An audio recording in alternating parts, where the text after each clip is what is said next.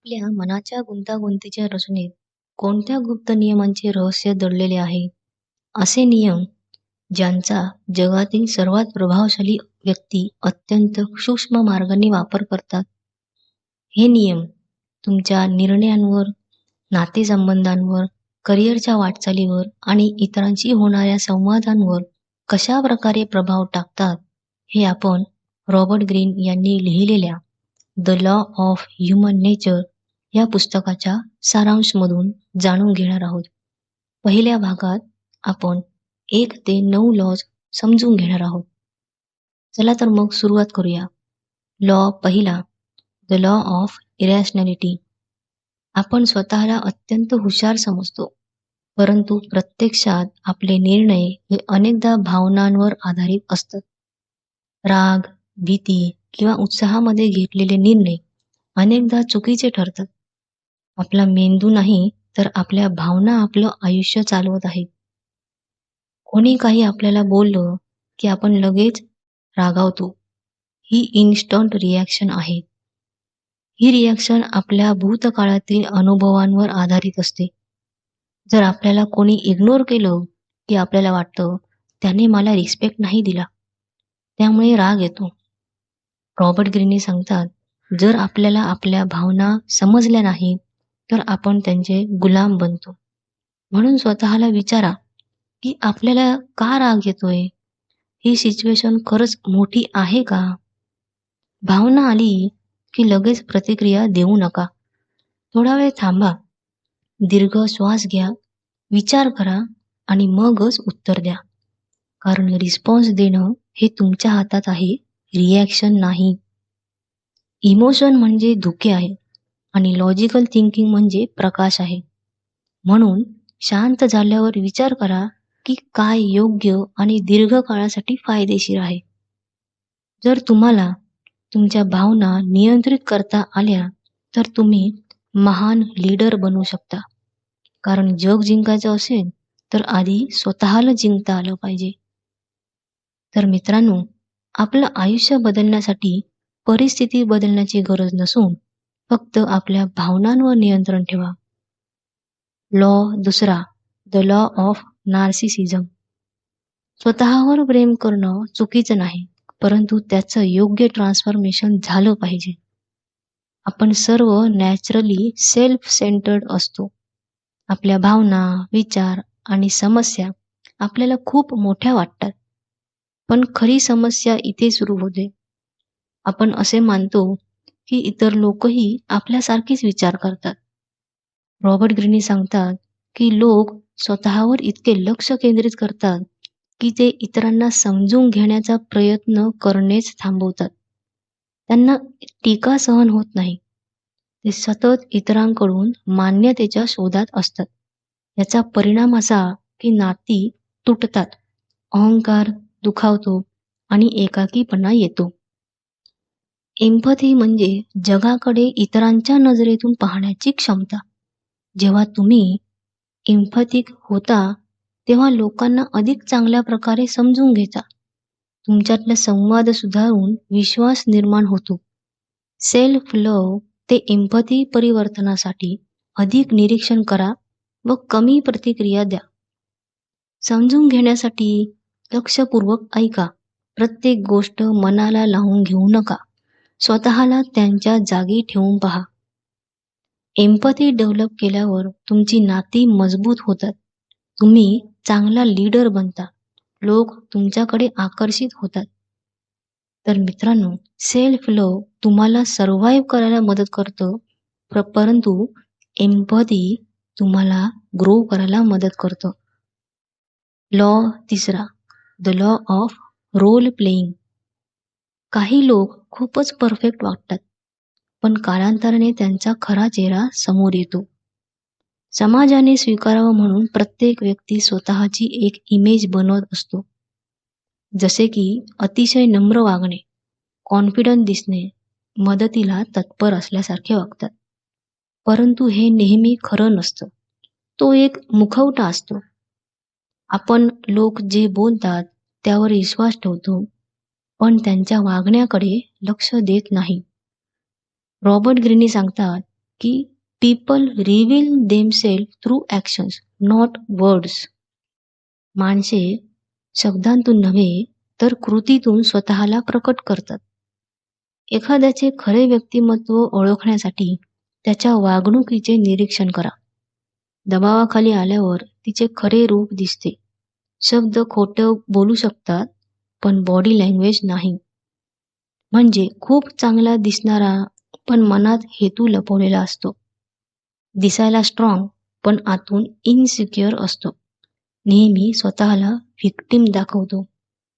लोकांना लगेच जज न करता त्यांच्या ॲक्शन्सवर फोकस करा. अतिविश्वास ठेवणे टाळा आणि भावनिक बुद्धिमत्ता विकसित करा.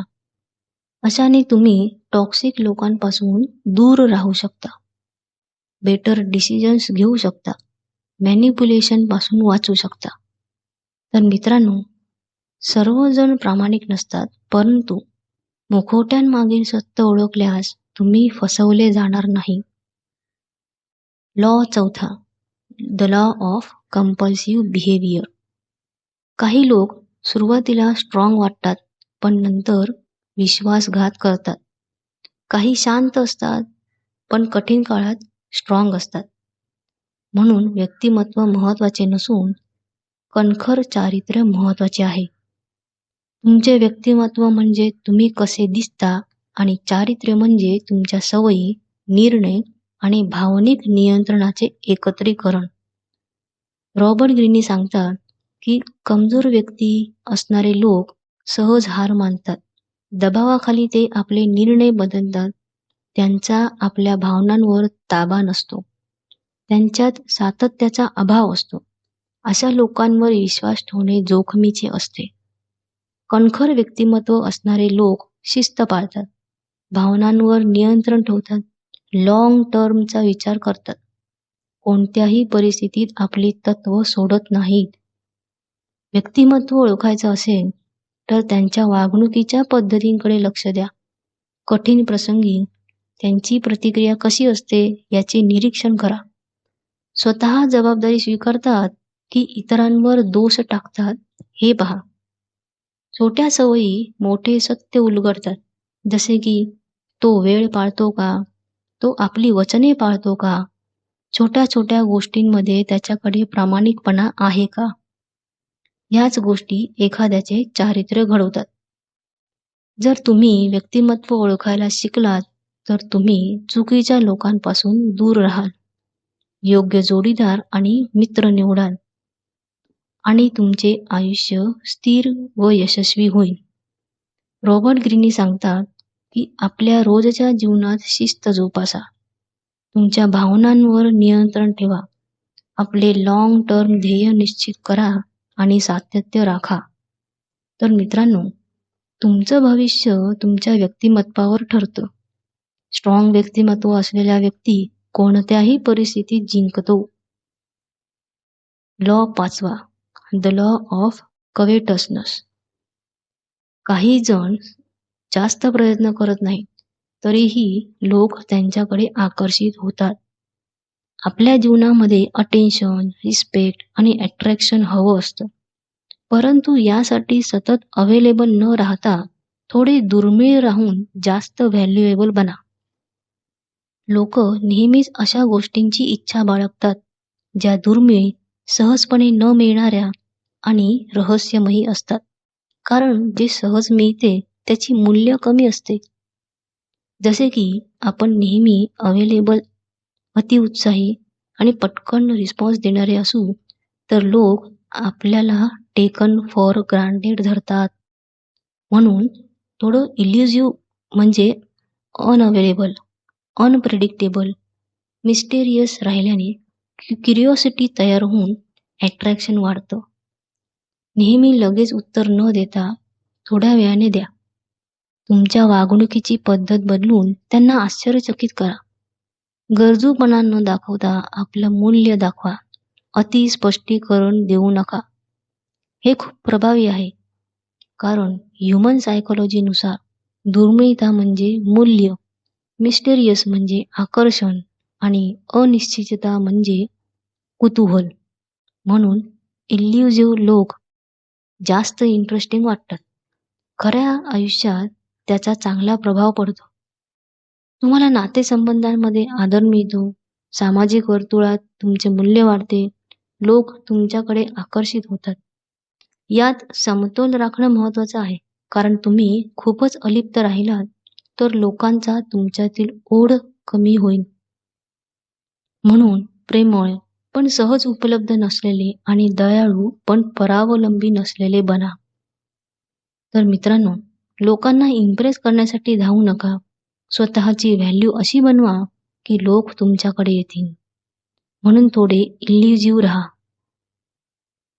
Law 6, the law of short sightedness. रागामध्ये घेतलेल्या निर्णयावर पश्चाताप करावा लागतो आणि भावनांमुळे नुकसानही होतं.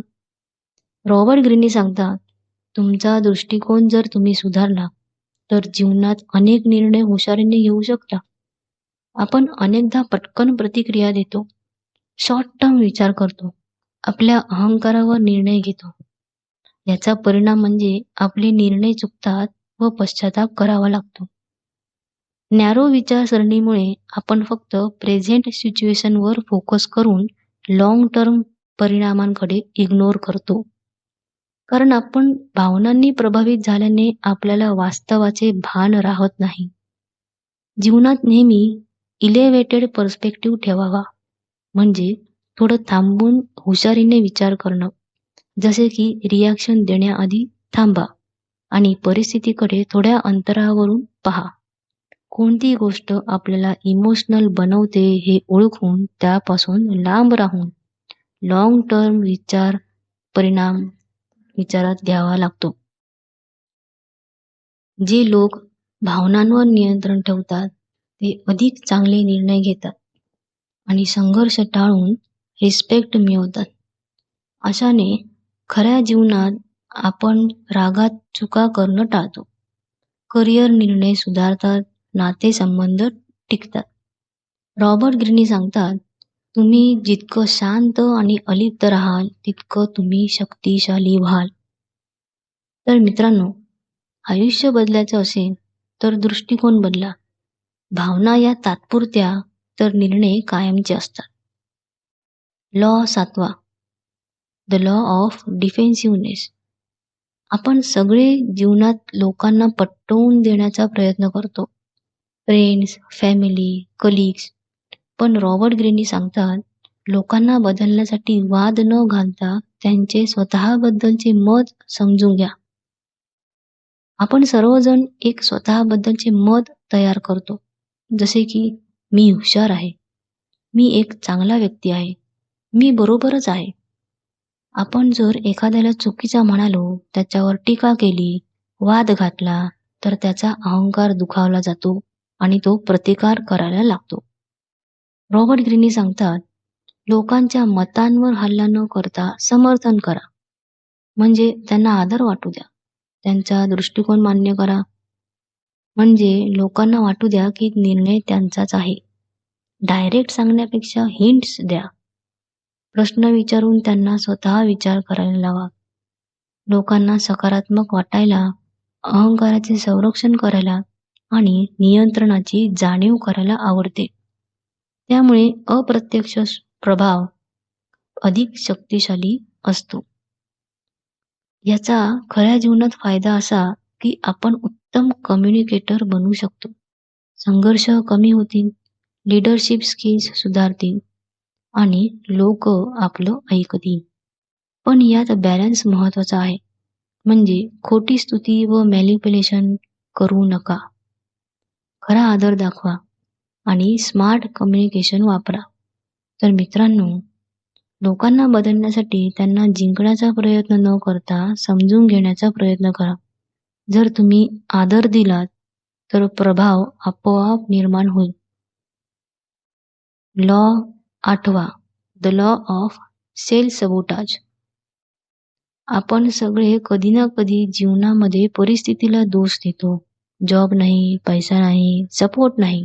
पण रॉबर्ट ग्रीनी सांगतात, तुमचं जीवन बदलायचं असेल तर परिस्थिती न बदलता तुमचा ॲटिट्यूड बदला. वास्तविकता एकच असते, पण प्रत्येकाचा दृष्टिकोन वेगळा असतो. 2 लोक एकाच परिस्थितीत असू शकतात. त्यात एक जण विक्टीम बनतो तर दुसरा अपॉर्च्युनिटी पाहतो. जर तुमचा निगेटिव्ह ॲटिट्यूड असेल तर तुम्ही स्वतःलाच मर्यादा घालता. कारण तुमचा ॲटिट्यूड हा तुमचे डिसिजन्स, ॲक्शन्स आणि फ्युचर ठरवतो. परिस्थितीकडे प्रॉब्लेम म्हणून न बघता चॅलेंज म्हणून बघा. ब्लेम करणं बंद करा. कंट्रोल आपल्या हाती घ्या. आपण जे कंट्रोल करू शकतो त्यावर फोकस करा. सकारात्मक सवयी तयार करा. आपली मानसिकता आपल्या कृतींना चालना देते आणि कृतीतून परिणाम तयार होतात. आपला दृष्टिकोन हा आपल्या भविष्यावर आकार देतो. त्यामुळे नेहमी सकारात्मक आणि योग्य दृष्टिकोन ठेवणे खूप महत्त्वाचे आहे. याचा खऱ्या आयुष्यात फायदा म्हणजे स्ट्रेस कमी होतो, अपॉर्च्युनिटीज जास्त दिसतात, कॉन्फिडन्स वाढतो, आयुष्य नियंत्रणात वाटते. रॉबर्ट ग्रीनी सांगतात, तुम्ही परिस्थिती नियंत्रित करू शकत नाही, पण तुमचा प्रतिसाद नियंत्रित करू शकता. तर मित्रांनो, परिस्थितीची वाट पाहू नका. ॲटिट्यूड बदलल्यास परिस्थिती बदलते. विनर आणि लूजर मधला फरक ॲटिट्यूडमध्येच असतो. लॉ 9वा, द लॉ ऑफ रिप्रेशन. आपण स्वतःला गुड, पॉझिटिव्ह आणि राईट पर्सन समजतो. पण आपल्यात एक डार्क साईड असते, जी आपण नाकारतो. डार्क साईड म्हणजे हिडन अँगर, जेलसी, सेल्फिशनेस, इनसिक्युरिटी, जे आपण स्वीकारत नाही. म्हणून ते सबकॉन्शियस मध्ये लपतात. आपण जेव्हा आपली डार्क साईड नाकारतो, तेव्हा ती अचानक बाहेर येते. अविचाराने कृती करतो, नातेसंबंध बिघडतात आणि नंतर आपण स्वतःलाच विचारतो, मी असं का केलं? रॉबर्ट ग्रीनी सांगतात, आपली डार्क साईड म्हणजे शॅडो आहे. तिला जर इग्नोर केलं तर ती स्ट्रॉंगर होते आणि ॲक्सेप्ट केलं तर कंट्रोल मिळतो. डार्क साईड ओळखण्यासाठी आपल्याला कोणत्या गोष्टीमुळे राग येतो, वारंवार कोणत्या चुका आपण करत असतो, इतरांमध्ये असलेले दोष आपल्यातही असू शकतात, या गोष्टींचा विचार करा. यासाठी स्वतःतल्या कमतरता स्वीकारा. विचार आणि भावना यांचे निरीक्षण करा. त्यांना सकारात्मक दिशा द्या. डार्क साईड समजून घेतल्याने आपण इमोशनली स्ट्रॉंगर बनतो. चुका कमी होतात आणि सेल्फ कंट्रोल वाढतो. रॉबर्ट ग्रीनी सांगतात, तुम्ही तुमचा शॅडो स्वीकारलात तर तुम्ही कंप्लीट बनता. म्हणजे तुमच्यातला डार्कनेस नाकारू नका, त्याला समजून घ्या. कारण जो स्वतःला ओळखतो तोच खऱ्या अर्थाने पॉवरफुल असतो. तर मित्रांनो, या पहिल्या 9 लॉजमधून आपल्याला हे स्पष्ट होते की आपल्या भावनांचा आणि विचारांचा योग्य समतोल राखणे किती महत्त्वाचे आहे. आपण स्वतःला आणि इतरांना अधिक चांगल्या प्रकारे समजून घेण्याची ही सुरुवात आहे.